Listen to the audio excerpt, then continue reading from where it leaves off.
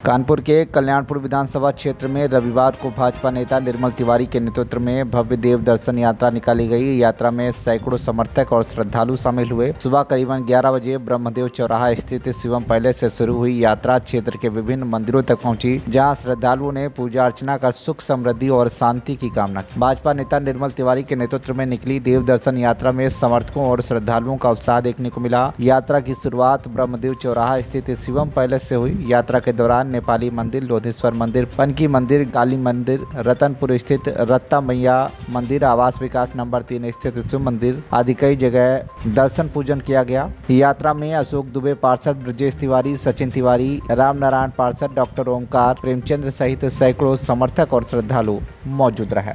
मैं निर्मल तिवारी, भारतीय जनता पार्टी का कार्यकर्ता और पूर्व प्रत्याशी कल्याणपुर विधानसभा और कन्नौज पार्लियामेंट और गोविंद नगर भी मैं एक चुनाव लड़ा हूँ। और आज का जो कार्यक्रम है वस्तुतः वो सावन का ये पवित्र महीना चल रहा है, श्रावण मास का। तो मेरे शुभचिंतकों के साथ मैंने निर्णय लिया कि कल्याणपुर विधानसभा के कल्याण के लिए हम लोग भोलेनाथ के सामने अर्जी लगाएंगे, भोलेनाथ से आग्रह करेंगे कि भोलेनाथ इस कल्याणपुर का कल्याण आपके हाथों में और आप करें। और उसके लिए हम लोगों ने आज 21 मंदिरों का लगभग दर्शन किया, पूजन किया और भोलेनाथ से आग्रह किया।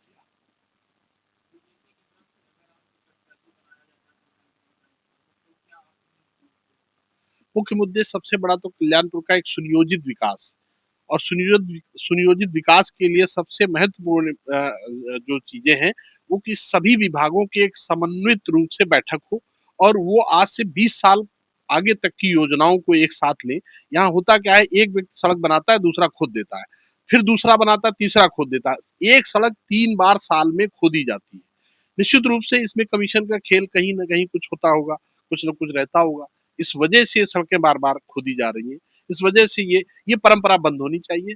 सारे विभाग समन्वय बना करके एक साथ योजना बनाए, जिसे पाइप डालने, जिसे सीमेंट डालनी, जिसे लाइन डालनी, जिसे कोई भी तार डालने के लिए स्पेस चाहिए, सभी चीजों के लिए ज्यादा हो तो किनारे एक नाला इसी चीज के लिए लेकर के चलिए जिसमें आप यूटिलिटी की जितनी भी चीजें हो उनको एक साथ लेकर के चलिए। बार बार जो सड़क खोदने की परंपरा है ये बेहद गलत है। इससे पूरी जनता का यातायात प्रभावित होता है।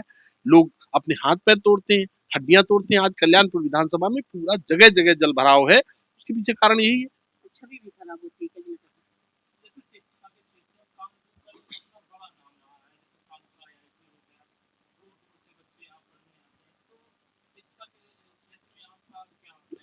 शिक्षा के क्षेत्र में भी जनप्रतिनिधियों को अगर मैं बनता हूँ तो इस पे भी काम करूंगा।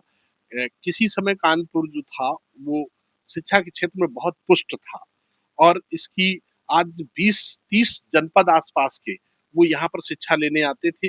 उससे रोजगार भी बढ़ता था। काकादेव में आपको हॉस्टल से लेकर के सभी लोगों की इनकम बढ़ती थी।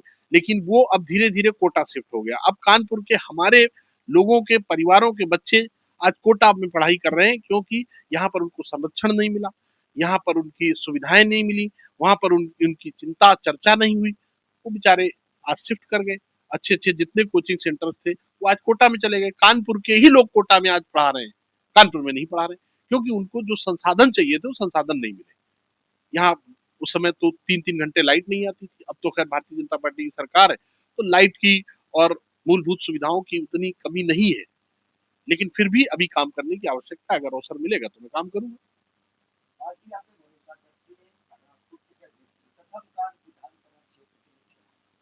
सबसे प्रथम कार्य विधानसभा का सीवर लाइन की सुदृढ़ व्यवस्था होगी, जल निकासी की सुदृढ़ व्यवस्था होगी।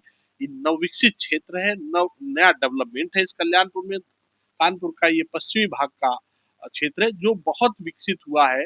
इन 20 सालों में, 25 सालों में लगभग ये 10 किलोमीटर तक बढ़ा है और इसमें अनियोजित विकास है। बड़ी बड़ी सड़कें नहीं है। इसके लिए काम करना होगा। जो बन गया है वो बन गया है, लेकिन अब आगे इस तरह की स्थितियां ना हो और जो बना है उसमें बेहतर डेवलपमेंट हो, उसमें अच्छी सड़कें बने। और जब बार बार न खोदने की परंपरा की सड़कें बनेगी तो निश्चित तौर पर डेवलपमेंट आपको दिखाई पड़ेगा। कानपुर से भरत पांडे की रिपोर्ट, TV1 इंडिया न्यूज।